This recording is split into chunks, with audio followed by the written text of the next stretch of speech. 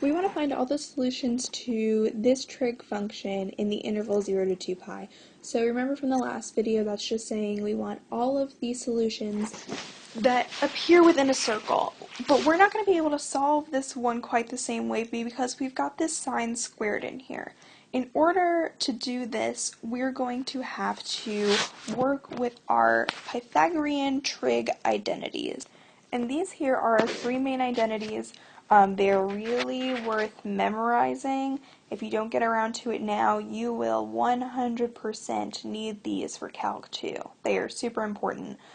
You can manipulate them any way you need to. You can say that 1 minus cosine squared is sine squared, however works for you, but they're really, really important.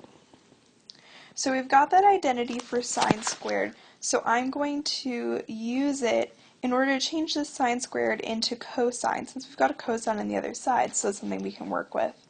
So we've got 2, and the identity was that sine squared plus cosine squared equals 1, but we've got sine squared, so I'm going to say that sine squared equals 1 minus cosine squared, and I'm going to substitute that in.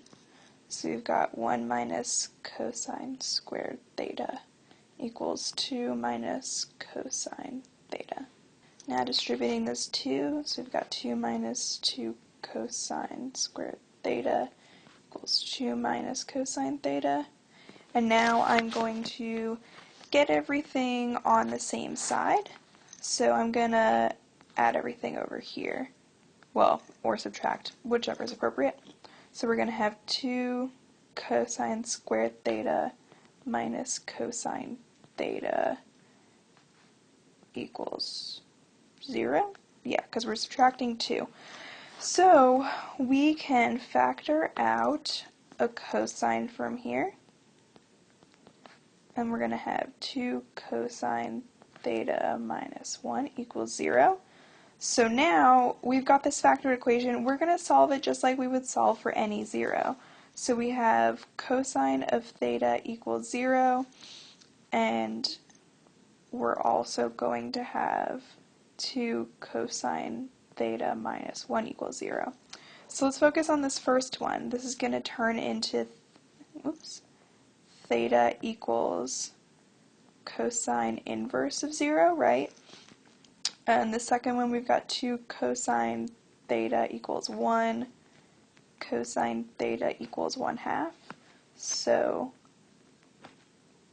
cosine inverse of 1/2 equals theta. Theta. And now, of course, we're going to turn to our unit circle to find answers here.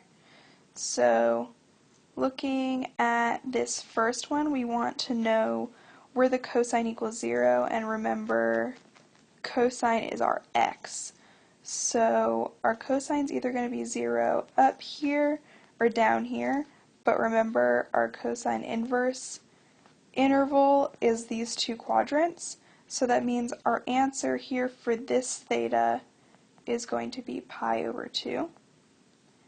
And now looking down here, we need to know where the cosine is 1/2. So we're looking to find where our x is 1/2.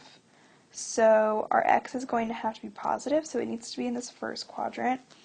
Let's see, if we've got this triangle, this is 1 square root of 3 over 2, and that's 1/2. So there our cosine is square root of 3 over 2, so we know it's got to be up here at our 60 degrees, and this is at theta equals pi over 3. So we use Pythagorean identities in order to solve this problem, and we've got two solutions: theta equals pi over 2 or pi over 3.